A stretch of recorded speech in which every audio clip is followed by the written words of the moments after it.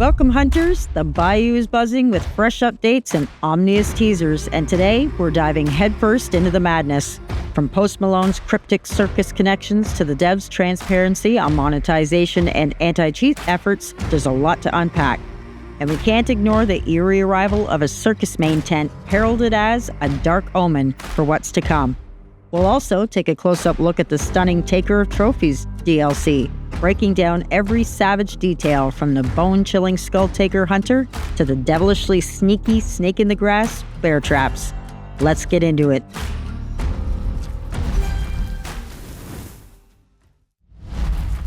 Now let's dive into some spicy content. This includes a new partnership with none other than Post Malone, some tantalizing teases of upcoming mechanics, and brace yourselves, a peek at the mysterious circus wagon hinting at the next event.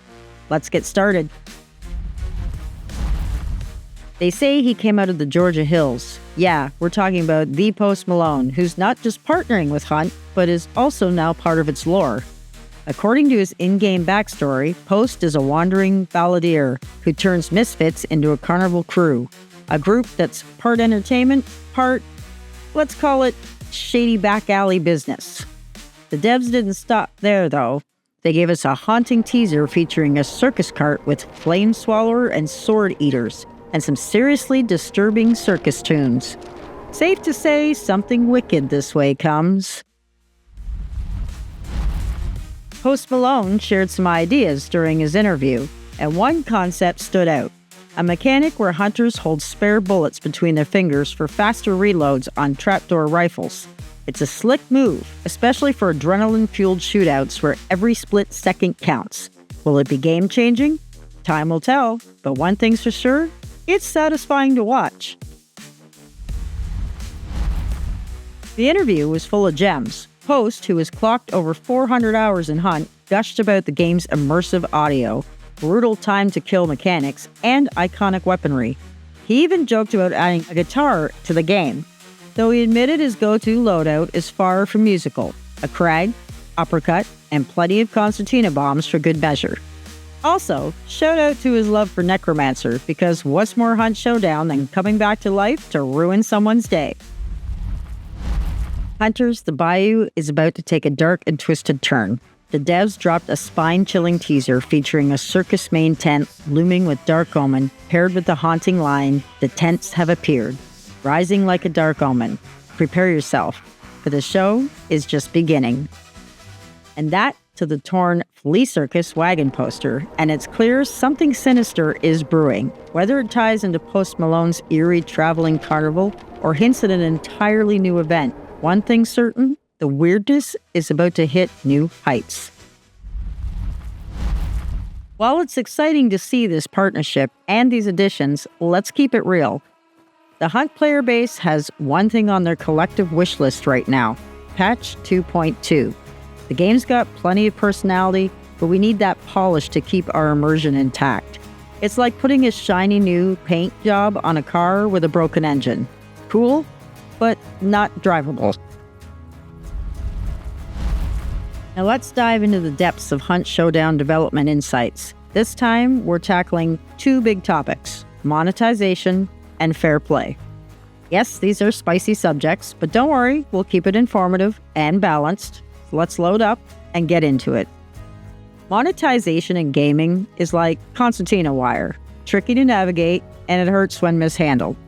The devs kicked off this insight with a promise. Monetization in Hunt aims to support the game's live services, updates, and new content, all while keeping things fair and transparent. Earlier this year, base game got a global price cut, up to 30% in some regions. Why? To make Hunt more accessible while staying competitive in the market. The result? More hunters joining the Bayou, which means more targets, teammates, for everyone. Premium content in Hunt is entirely optional, and the devs made some key changes to reinforce this. Blood bond costs for gameplay affected features like health chunk respecs are gone. On the flip side, you'll notice fewer blood bonds earned through accolades post-mission. Instead, they're shifting to being rewards for weekly challenges, encouraging dedicated play over casual farming. Now the gear screen got an upgrade too. Ever accidentally buy a skin and feel the sting of buyer's remorse? The devs added a golden pop-up to help prevent unintended purchases. No more, oops, there goes my blood bonds on a machete I'll never use.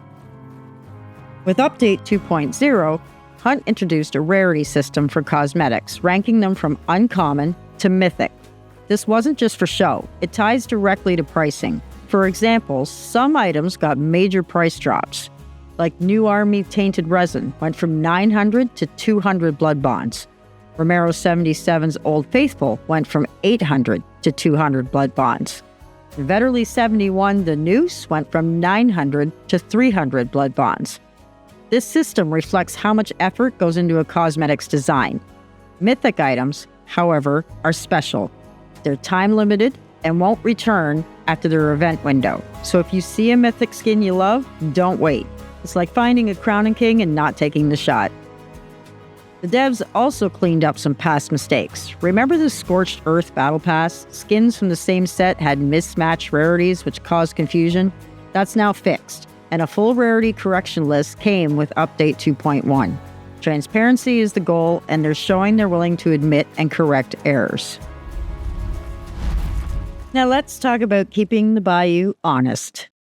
Cheaters in Hunt are like hive bombs, annoying, unfair, and must be dealt with swiftly.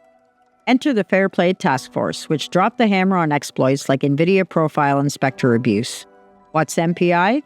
It's a tool for customizing graphics cards but was misused to render vegetation and objects invisible. The devs tracked 1,009 offenders and dished out punishments based on severity. 10 players received permanent bans, 32 got 30-day sanctions, 330 faced 14-day sanctions. For one-time offenders, leniency was key. Some players experimented with the exploit out of curiosity, and the devs chose not to penalize them. This time.